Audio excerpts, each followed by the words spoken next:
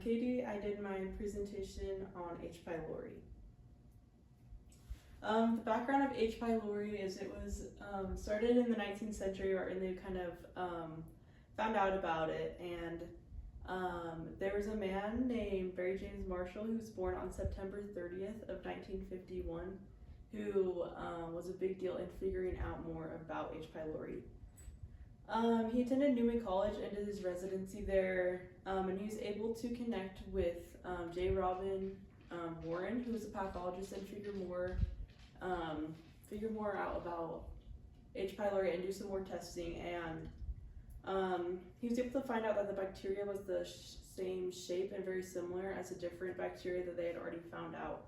And there was a lot of patients at this time that were being misdiagnosed with what they had, and they weren't sure if they had H. pylori or not. And then another thing he was able to do is he drank a live culture of the organism to be able to see the effects on his own body and kind of like see what was more going on and experience the effects for himself. So kind of like a background on H. pylori, only about 20% of people who have H. pylori experience symptoms. And H. pylori is a bacteria that affects your stomach, and it eats into the mucus layer of your stomach, including the duodenum and the stomach lining.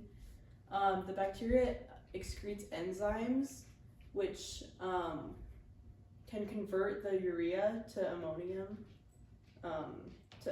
and it protects the bacteria from the stomach ulcer. And then when it multiplies, it creates gastric ulcers or gastritis over time. It can also cause stomach cancer, and it's present in about 50 to 75% of the world's population. H. pylori can be spread usually from person to person, like with contact, and it's spread with saliva, plaque on teeth, and feces, so basically just when things are unclean. And then it also can be spread by like the contamination of food and water. So like if there's food from like a different country that had H. pylori on it and it was brought to the United States and it had like the bacteria on it, that could be an example. And then the symptoms of it is it has a stomach acid that eats into your stomach tissue and lining, and it can create weight loss, nausea, vomiting, a loss of appetite, bloating, burping, and lots of pain. And then to be able to diagnose H. pylori, there's 3 different ways you can do it. You can do a breath test, a stool sample, or an endoscopy, which it kind of just depends on like what situation you're in. So just a breath test, you drink like a little bit of liquid, you breathe into a bag, and then you wait 15 minutes, and then you drink another sample at the end of it, and then you run the tests, and then it figures out how much CO2 is released. And then a stool sample, you just have the cup and take it to the lab, and they examine it and do tests on it to figure out. And then the last mode is just using a tube. It's inserted through your esophagus down into your stomach, and they collect a tissue sample, they biopsy a part of your stomach, and then they also test to see if it's present. And then treatment, if you don't have any symptoms, you really don't need to be treated, but antibiotics are mostly used, as well as proton pump inhibitors, and these kind of just lessen either the ulcers in your stomach or the amount of stomach acid. And then treatment is about 14 days long, but you can also use Pepto-Bismol just to like not rid the stomach ulcers, but just to relieve the pain.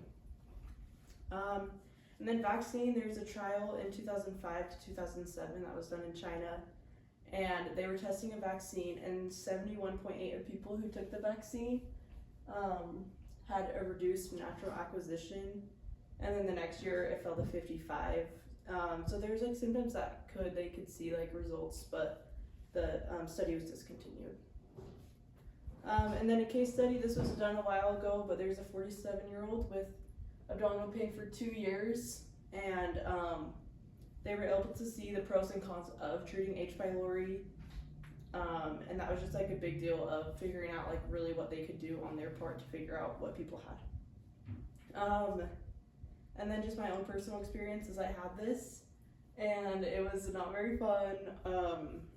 But you were able to see, like through time, the stomach ulcers did like, because if you treat it really fast versus longer, it's gonna like develop over time.